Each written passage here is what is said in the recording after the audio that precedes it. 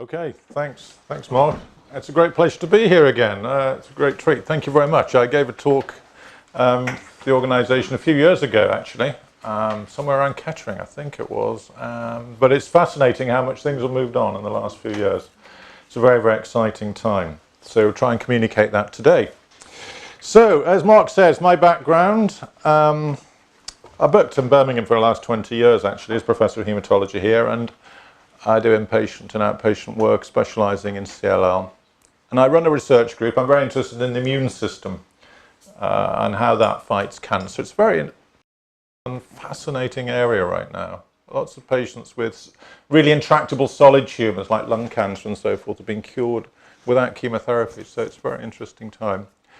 Also interested in the immune system to infections and transplants. And as Mark said, I've worked in the UK government for a couple of days a week for the last few years. Just finished that.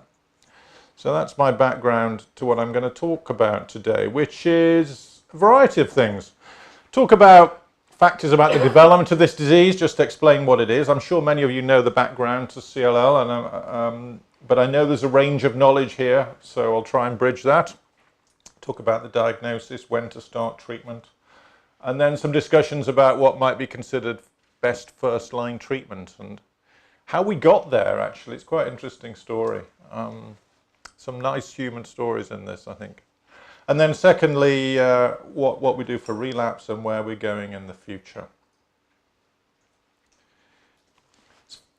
So, well, that hasn't quite projected properly, but in 2018, where are we with CLL? It's the most common type of leukemia in the UK, and there's around 2,500 cases. So if you look at I always think in the West Midlands, it's about 5 million people. It's about just under 10% of the population. So we're seeing something like 250 new cases, 5 a week across this region. And the prevalence is increasing because we're getting older, lifespan's increasing, and you'll know that this is a disease somewhat of older people. The history of how did we understand leukemia? Where did the name come from, and who were the key people? It's really quite a fascinating story.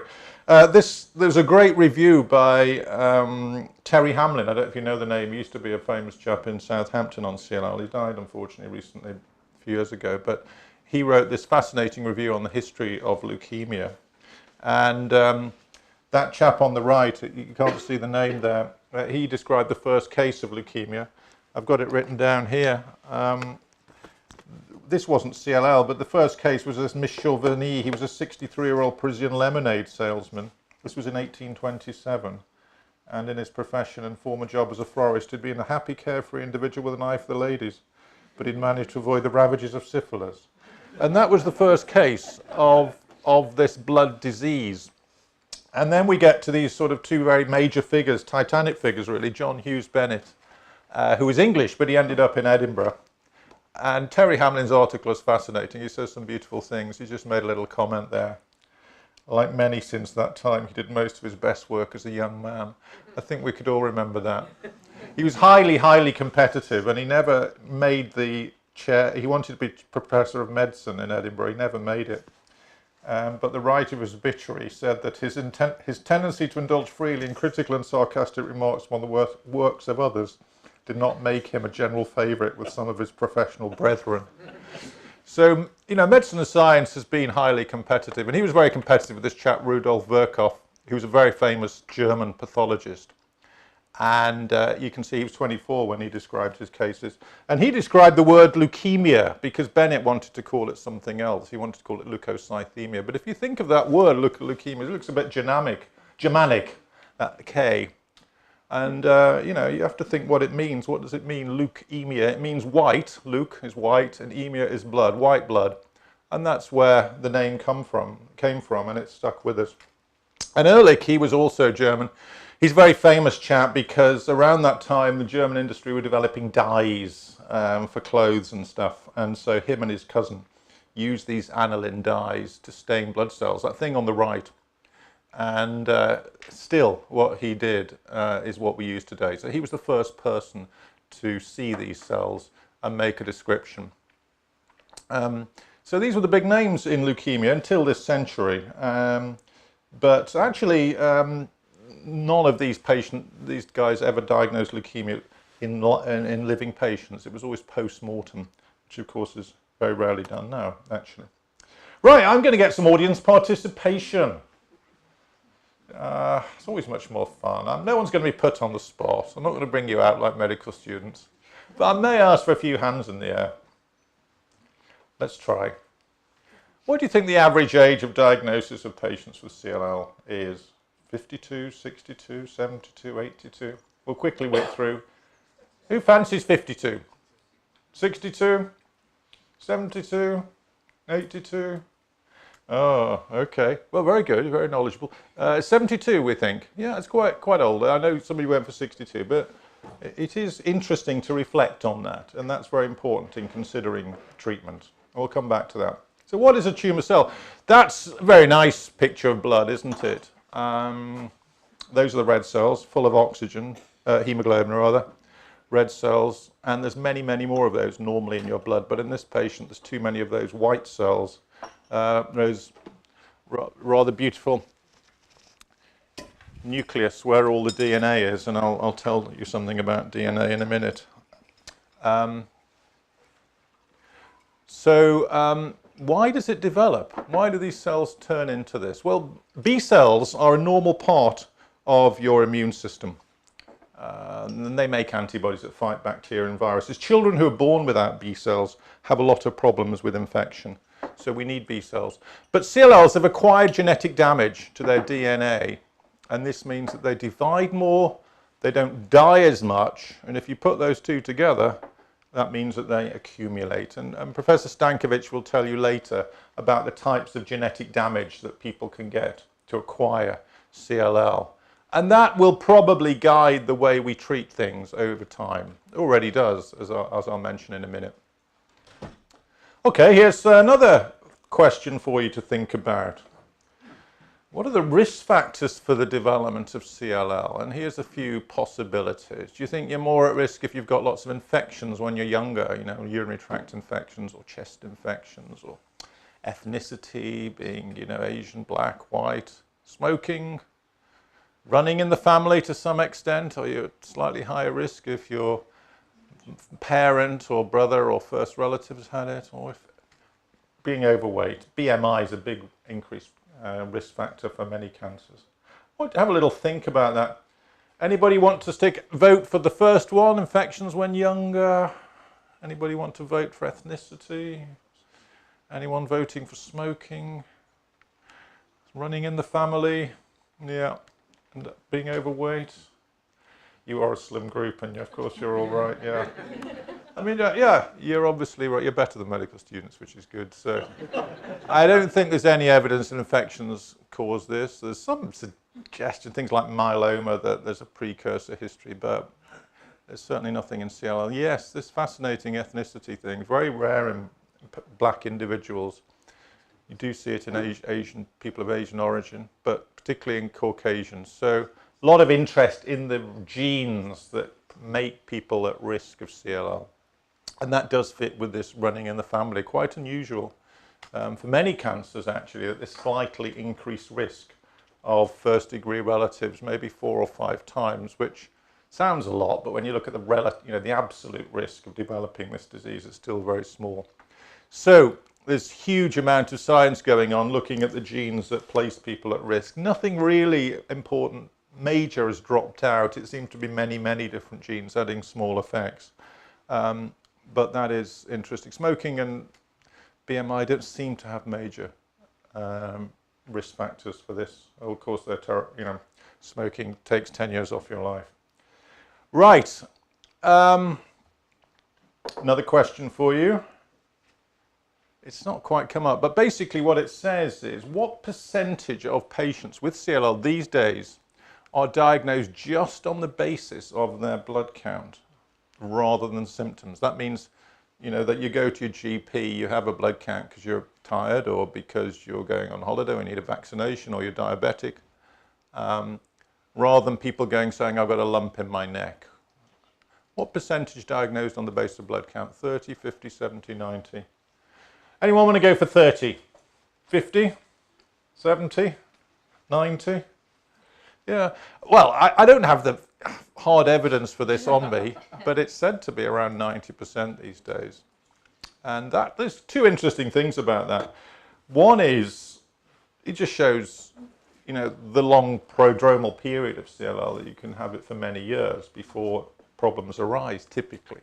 And so that's the time that you've got to detect it. And it secondly says how many of us have blood counts as we get older, to be honest. Health screening, cholesterol tests. So there's a lot of diagnostic blood counts that we're having. So yeah, it's fascinating. 90%. Of course, in the days of, what I was talking about in history, everybody would present with symptoms. But now we've transitioned to much earlier diagnosis. Right. So when you see somebody who has high lymphocytes in their blood, because lymphocytes are counted routinely, you send it off to look basically at the pattern of proteins on the surface of the B cells to see if it's an abnormal pattern, something abnormal about it. It's called immunophenotyping. And so it's a rapid test, can be done within 24 hours. It doesn't tell you anything about the genes or inside the cell. It just shows you whether this B cell is basically looking a bit abnormal on its surface. Do we need to do additional tests at this stage, do you think? Things that sometimes get done are bone marrow, CT scan, genetic tests. Many of you probably had those when you were diagnosed, but it's hard to know whether really that's justified. I certainly wouldn't do a bone marrow at diagnosis unless it's going to do anything, unless you're going to treatment rapidly. CT scans quite an area of debate. I don't do CT scans. I mean, they're expensive, they're a nuisance for people. They're also a lot of x-rays, and that does accumulate. There are some quite interesting statistics where every few hundred CT scans you do, some patient will develop a cancer. So they're not to be done lightly. Yes, if your CT scan is bad at presentation, you will do worse, but unless it's going to change practice, they're not something that should easily be done. And genetic tests, isn't it? They can give you a guide to prognosis. It depends how important that information is to people. So most people don't do that. Again, it's not going to change anything you do up front. So there isn't really too much to do, really, initially. Although the pattern varies around the country and around the world in what is done. Now, of course, all patients should these days have, as well as their consultant, clinical nurse specialist. Does most people get that? Specialist nurses? No. No. It's supposed to be these days part of cancer care. Obviously literature. Most people probably get booklets and so forth from Bloodwise and various organisations, and of course CLL Sport Association. And I think it's also worth thinking about vaccination. There's no doubt that patients with CLL are immune suppressed. So we need to try and optimise vaccination. And Dr. Parry, who's a specialist registrar, has done quite a bit of work on this, and she's going to talk to you in the afternoon. I think you'll find that quite interesting, talking about flu and pneumococcus and what the evidence is and what you should have. But then, for the vast majority of patients, it's a question of watch and wait, which is really unusual. And really, when you make a diagnosis of something, leukemia is a very emotive word, and then don't do anything about it. So, but certainly if you go back to data from this, well, there's no real evidence that treating early is helpful in prolonging life or decreasing symptoms. In fact, from the 70s, it could shorten life. There's actually evidence that it might worsen the outcome. Now, this may change with new treatments because we don't know yet, and it may be that we're pushed forward to treat earlier. And what it should say at the bottom is it can place significant psychological stress on patients. So you do see quite a lot of patients who find this very difficult, and it's understandable, isn't it, coming for your blood tests every few months or every year. I don't know how many of you, I'm sure many of you have been through this phase, how many of you were followed up in the hospital or the GP. A lot of patients are actually followed up by GP these days.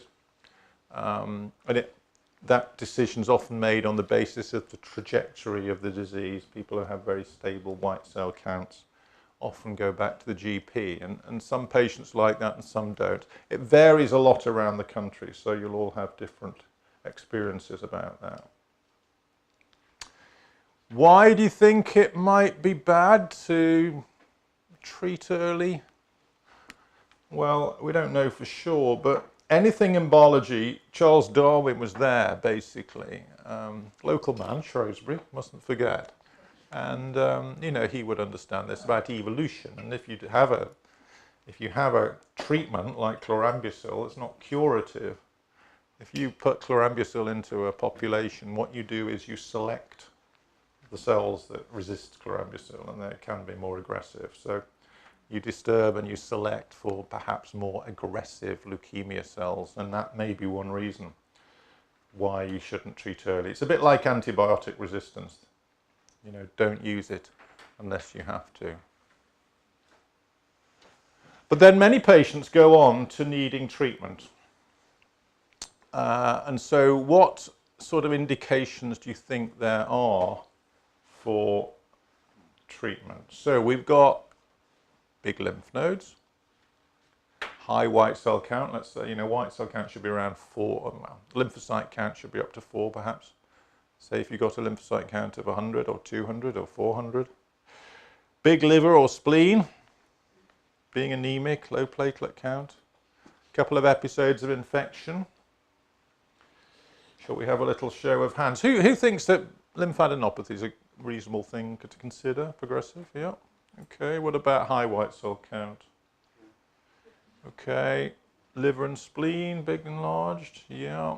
Anemia or low platelets, 2 episodes of infection. Okay, yeah, I mean, yeah, this is probably a very big one, isn't it? Big lymph nodes that are becoming unsightly, unpleasant and substantial. That's a definite indication. As is big liver and spleen, same sort of thing, really. It's organomegaly, which is, you know, not ugly word, but basically lymphadenopathy and swelling. Those 2 are definites. This is very common. This is a very common reason for having to have treatment. Anemia and platelets going down. Basically, the leukemia is suppressing the normal blood cells. And so that's a very common indication for treatment. This, surprisingly, for a disease that we call leukemia, white blood, is not so important. And if these are okay, you can have patients with counts up to 300, 400, seen at 500. Lymphocytes, the CLL lymphocytes are quite small and not very sticky, and they don't tend to cause too much problem in the blood. You would certainly not want to have those sort of cell counts if you had another form of leukemia, like a childhood leukemia, because those leukemia cells are much bigger and sticky and damaging. They would cause all sorts of problems. But CLL cells, you can let them rise. So that's not so important. And infection, well, it is a problem in this disease, but probably treatment's going to make it worse on the whole, although the new treatments might change that. So I wouldn't rush in with that. So blood count and swellings are the main reasons. I've even highlighted them. First line management. So we're moving on to treatment now. We've decided we want to do it. Well, this was a flow chart from, I think it was American Society of Haematology, and it looks quite complicated, but it isn't really at all. We can easily go through this in the next few minutes. There's symptomatic, watch and wait. We moved on to treatment. Depends on fitness. Younger, older, or very frail. And then there's this big division to those who have a 17p genetic deletion or not. You see, both of these go down 2 separate lines. A small number of people will have this genetic mutation, and that dictates a different line of therapy. So straight away, I've got to deal with this thing of p53 or 17p. What's it all about? Well, I've got to give you a bit of biochemistry because cells are so wonderful. People just don't realise that there is nothing human which is anywhere near approaching the complexity of life. I mean, it's quite unbelievable. So each of our cells, how many cells in the body? I meant to put this up actually. Again, no medical students or doctors would get this right. How many cells in our body do you think? It's about 10 to the power of 14, 10 to 13. That's a lot of cells. So when that, just to get your head around it, I mean, it amazes me more as I get older. That little sperm and egg from your mum that got together, let's say 50 years ago, charitably. From that code, with a little bit of water, sugar, and oxygen, it has coded for the development of an organism that has 10 to the 13 cells. Yeah, little computer sitting on top, consciousness, quite incredible. So life is amazing. And each of our cells, each of those 10 to the 13, has 300 billion base pairs of DNA from your mum and your dad. And they're arranged into around 25,000 genes. What's a gene? It codes for a building block. Basically got 25,000 pieces of Lego making up each of your cells. And that's not enough, so they all get modified and the complexities are much. But one of these Lego blocks is P53, just one of them. And for some reason, life has these nodal points, these proteins that seem to be critically important. It's called the guardian of the genome. And it signals that a cell has been damaged and it should die. And so if P53 is damaged or missing, the cell doesn't die. So if you've got a CLL tumour cell, no matter how much chemotherapy we put on it and try and damage your DNA and all those crude things that chemotherapy does, if we ain't got any P53 in it, the cell won't die. P53 loss is common in cancer. Probably most cancers, breast, lung, everything has got inactivation of P53, which is amazing, isn't it? I wish we had some internet here, but this is so beautiful. I think I'm just going to show you anyway. So, I mean, I'm not an expert on P53, but I just found this little image last night, little video, and there you've got P53, and you see it's a protein in white, and it's all made up of atoms. Take you back to chemistry, when you did all these things, so you tried to make water molecules and 2 hydrogens and whatever, and there you are sitting on DNA, you know about the double helix, and as I say, it detects when the cell is damaged. And what they've done in this video is they've taken that down into the ribbon diagram, and these are all the amino acids of how the P53 looks. And it's got this sort of barrel domain, and then at the bottom it's got these proteins, this peptide structure. And what that does is it interdigitates into the DNA, as you'll see here. So it's going into the DNA, and it's telling where the DNA is damaged and broken. And then through that, it will signal back to the cell to tell the cell that it will die. So it's actually just gratuitously beautiful videos that you can do these days. And I think it's very reasonable to tell you that, because the pace of medical research is kind of astronomical, and I don't think perhaps even I realise it. Terry Hamlin, who wrote that great thing on history of CLL, when he was training in the 60s, not how long ago, is it 60s, he was taught that lymphocytes were the precursors of red cells. Yeah, that was the level of knowledge in the 60s. We didn't know what a lymphocyte did. Didn't know what it did. Now, we could take your CLL cells, sequence them by the end of the day. It's quite remarkable. And from that, great things are happening in terms of therapy. And the rate of change is increasing all the time. Fascinating.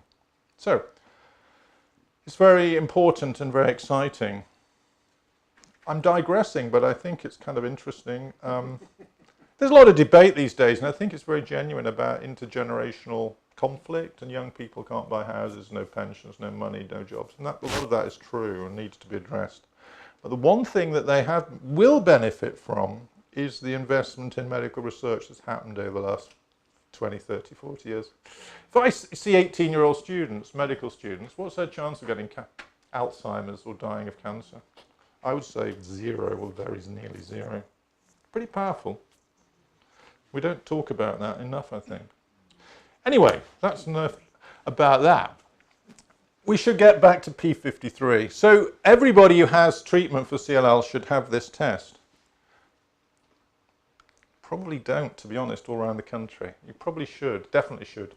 And it's a test to see whether P53 is missing or mutated. And that takes you down a different pathway.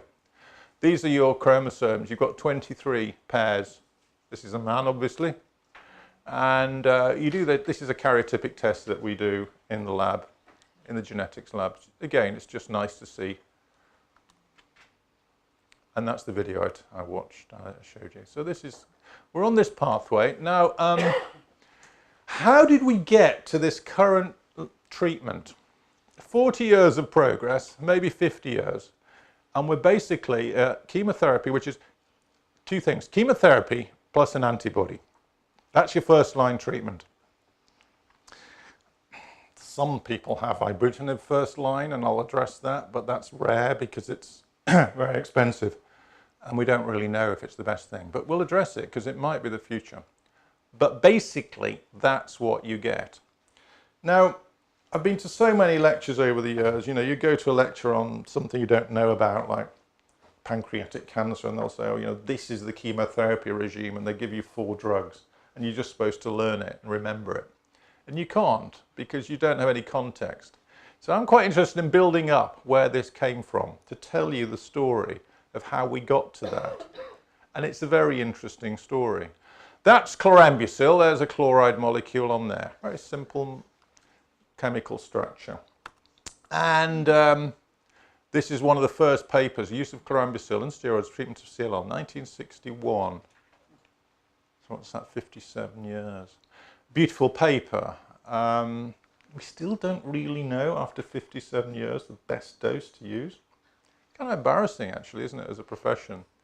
But nevertheless, it has been a very useful drug. Now, where did it come from? Well, First World War, actually. This is an interesting paper, 1919, when this is when people were being gassed. Rifleman JCW. He was gassed in 1918, just the end of the war, very much near the end. Anyway, he died, but they noticed that he didn't have any white cells when he'd been gassed. And at autopsy, the bone marrow was yellow, empty, complete aplasia of the bone marrow. So they realized that chlorambucil, or mustard gas, basically, mustard gases, were killing white cells. And therefore, they used it in leukemia 30 years later. So quite a remarkable story, actually.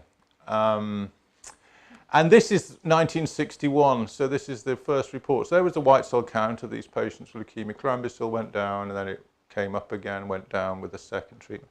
And it tells you a lot about CLL, doesn't it? It shows this relapsing, remitting, chlorambucil is not curative. And still useful to this day. And then Fludarabine came in, a very interesting drug. It was introduced in the 80s. There are children born who have this rare syndrome called adenosine deaminase deficiency. Unfortunately, there's a famous case of a boy who was kind of in a bubble, the boy in the bubble. So unfortunately, his brother had had this disease and knew he was going to get it, so he was put in this bubble for. He had this very severe immune deficiency. So what people tend to do in cancer therapy is to make a tablet that mimics that, and that's what they did. And so this tablet kills off lymphocytes. It's very immune suppressive, and it kills lymphocytes. And it was used on its own, and then it was used in combination. And that's where you get your FC from, or cyclophosphamide chlorambucil, very similar drugs. And then, of course, this famous antibody, rituximab, which is an antibody to CD20. It's not chemotherapy as such. And when you add those together, this was the very famous study the Germans did. RFC, FCR, and it was better than just chemotherapy alone. And that's really where we are. FCR is a great therapy. And so in younger, fitter patients, if you got 10 CLL doctors in a room and said, how do you define younger and fitter patients? They wouldn't agree. So I'm sorry that that's a little bit vague, but it's usually kind of below 70, perhaps, you know, and good kidney function. Then FCR is the treatment of choice. In the middle, less fit, I'll talk about that. And really, although when I was training in CLL, we used to give people chlorambucil tablets. Now that's not adequate. That's really sort of palliative. It really isn't adequate therapy. So this is where the vast majority of patients are, first line now. Now FCR, we shouldn't forget what it can do. That's progression-free survival. And when you look at the curves, there's almost now, people are getting excited that FCR might cure some patients. It's looking flat, you see. So this is a number of patients who remain disease-free, and they're going down. But some are now keeping disease-free over many years. Can FCR cure people? That's a big debate. It looks quite interesting that it may do effectively. And so we know the genetic subtype of that disease, and that's worth hanging on to. But it's limitations. It's high-intensity chemotherapy, problems with infections and cytopenias, and many patients can't take the whole dose. And so it has its limitations.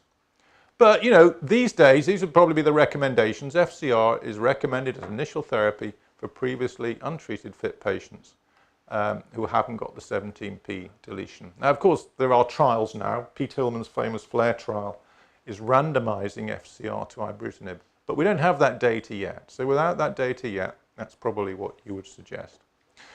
Many patients, of course, have this other chemotherapy.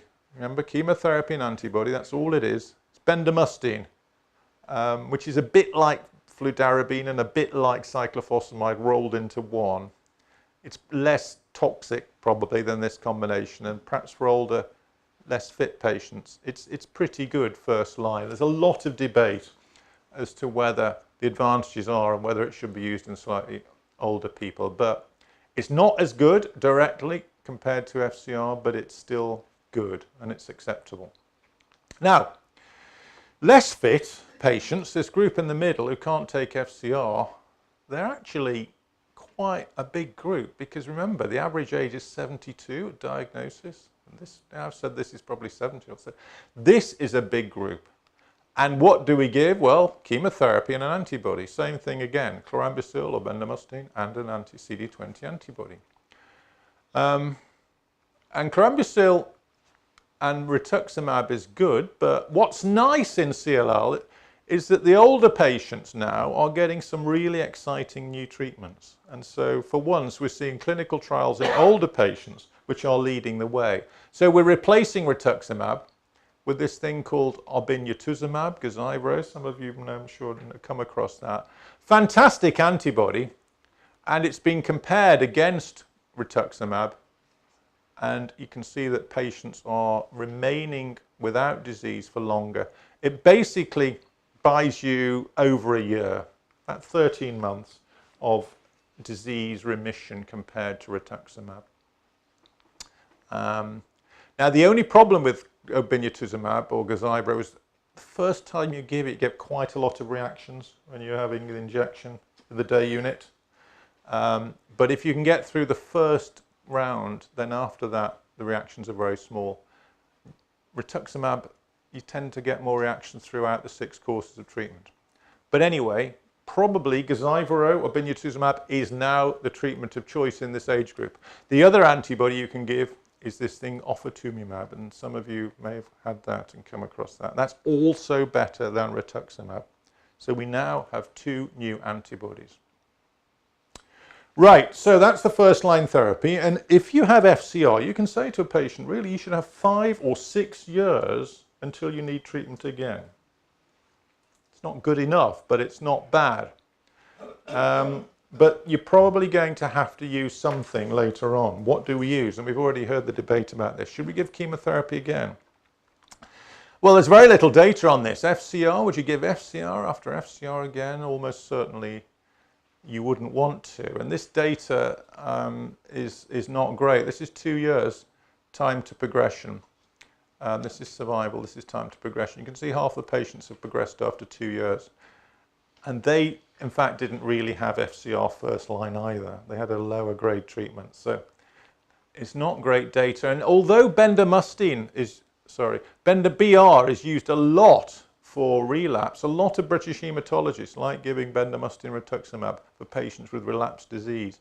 If you look at the data, it isn't really very good. This is progression.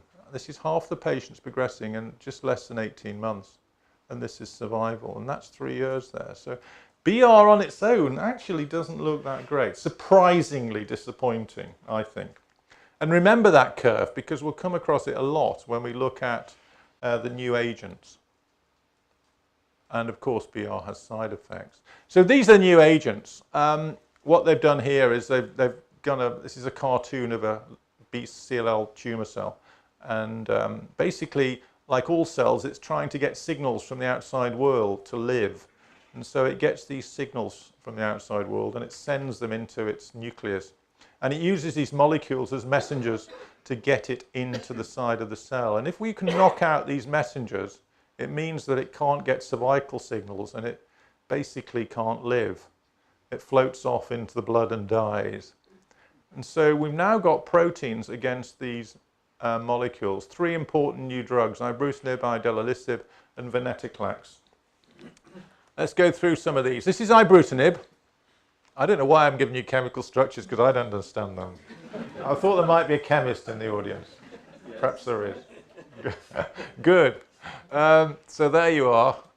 Very nice drug, because not only does it stick to this protein called Bruton tyrosine kinase, but it actually forms a bond to it. It forms a covalent bond, links it terminally. It's a fascinating drug. And the first trial was this Resonate study.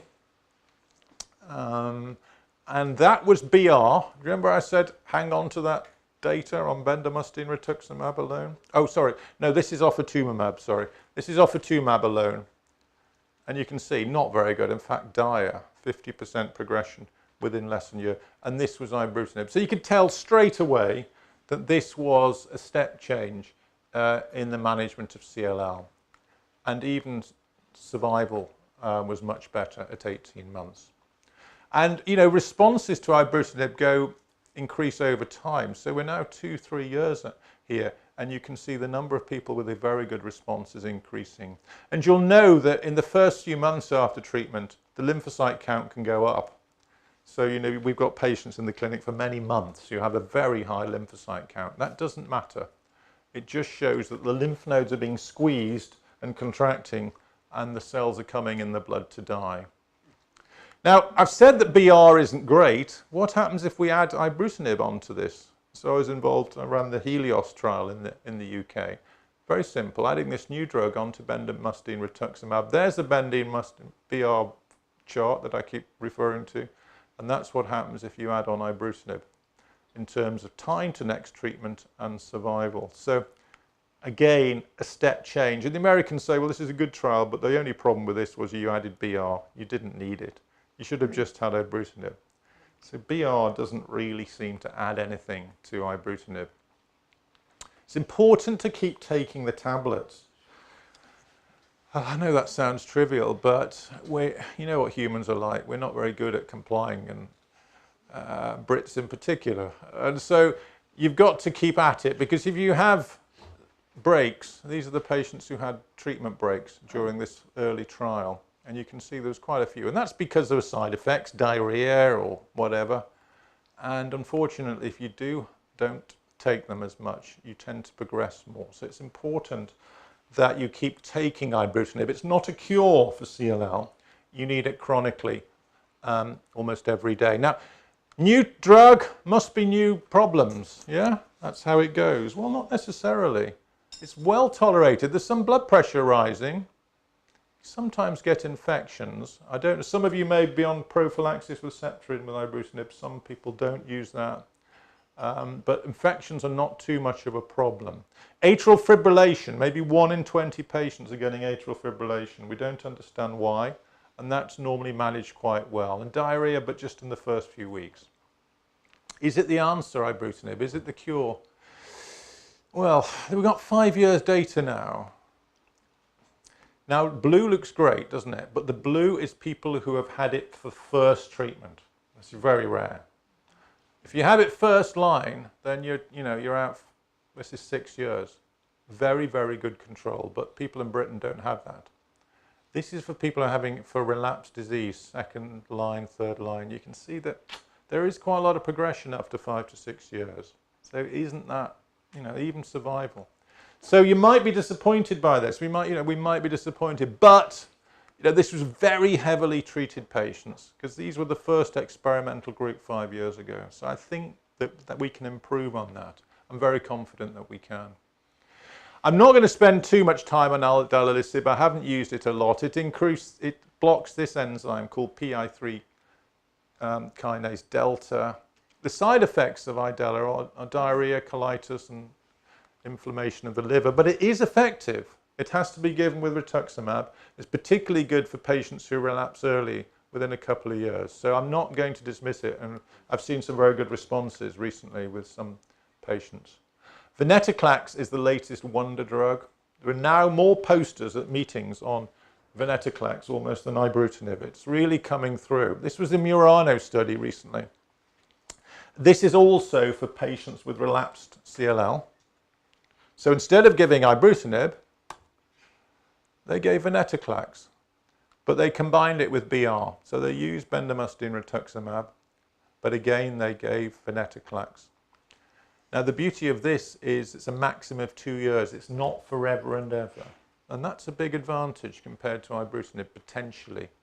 And in the interest of time, I'm just going to move through, but that's the time to next treatment. Just look how good it is over 3 years with Venetoclax. It's a very powerful drug. And so Venetoclax versus ibrutinib, well, why not combine them? We'll talk about that later.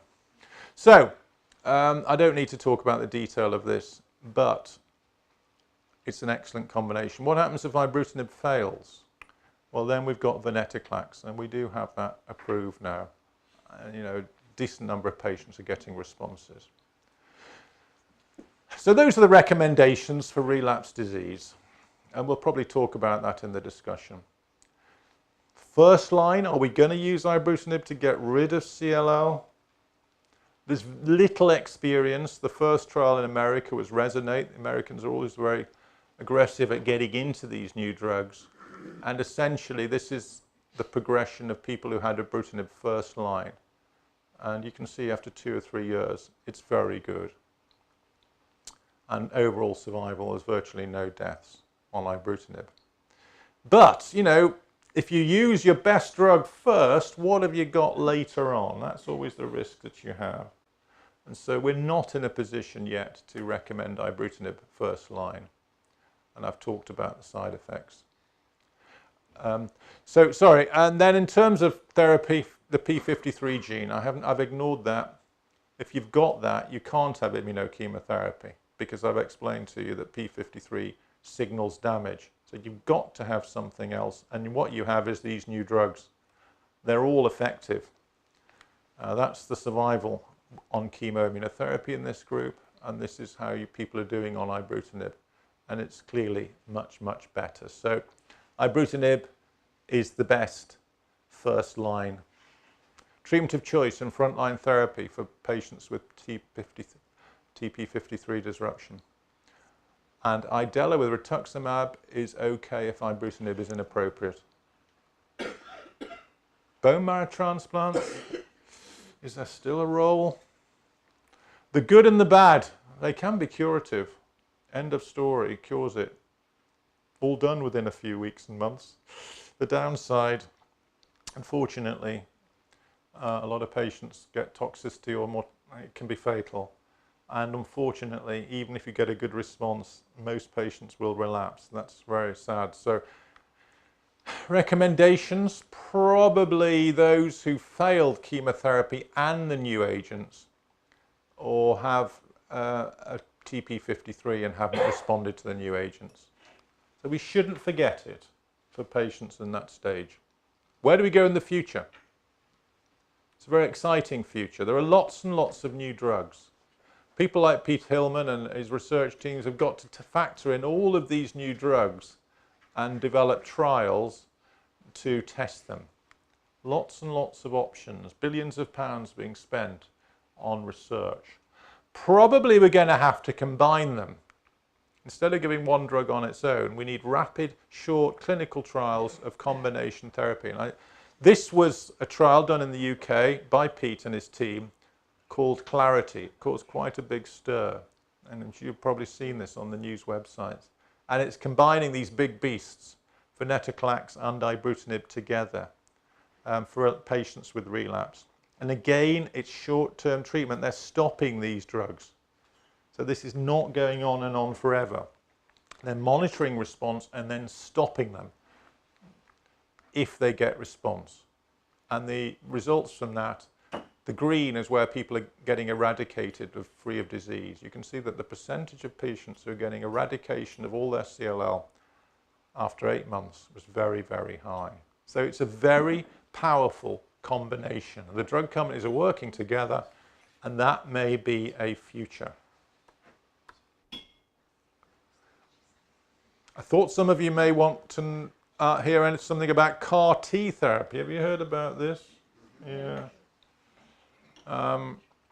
This is a fascinating area. I mean, I do work on T cells. We're trying to develop this ourselves at an early stage. But here's a tumour cell, not a very good diagram. But let's say the immune system is fighting this cancer, but because of Charles Darwin and everything, it's evolved away. It's hidden everything that the immune system can recognise on that. But it's still a cell, and it still expresses things like CD19, which is just a protein. So what they do with CAR T therapy is you take your immune cells and they put a gene into your immune cells that targets your T cells, your healthy white cells, against the tumour. And so it artificially tricks your immune system into killing the cancer cell. And many young people with acute leukemia have been cured. It's brilliant for treatment of aggressive leukemia, but it really is do or die, unfortunately. It's very aggressive. Patients are needing chemotherapy intensively before you can give the cells. You get a very inflammatory response, and patients can die within the first few days, weeks of side effects. But it's curing, it seems, a lot of patients. It's possible that CAR T therapy is going to transform the treatment of cancer in general. But in CLL, the results are not as good yet. It's not clear why, and there is no licensed product. Some of you may have been following patients' diaries where they've gone on to CAR T therapy in America and so forth. It's quite interesting stories, and some are positive and some aren't. It will improve, and in the next few years, it's going to be transformational because we've only just scratched the surface. It's personalised, incredibly expensive, something like £300,000 to £400,000 a shot, and there's lots of problems. So in summary, where are we now? I'm sorry I've gone over time, I'm sure. Immuno-chemotherapy is the gold standard for younger people who can tolerate it. Maybe cures someone, but recent combinations in less fit and older patients are improving as well. These new agents are magnificent. They're changing treatment pathways, and we're just understanding how to use them properly. There's lots of practical considerations and side effects, but when I do come and give you another talk in 5 years, I'll certainly have to rewrite all the slides. Perhaps put them all back to front, start with CAR T, and we'll see what it looks like then. Okay, sorry I'm going over a little bit, but thank you very much. Thank you.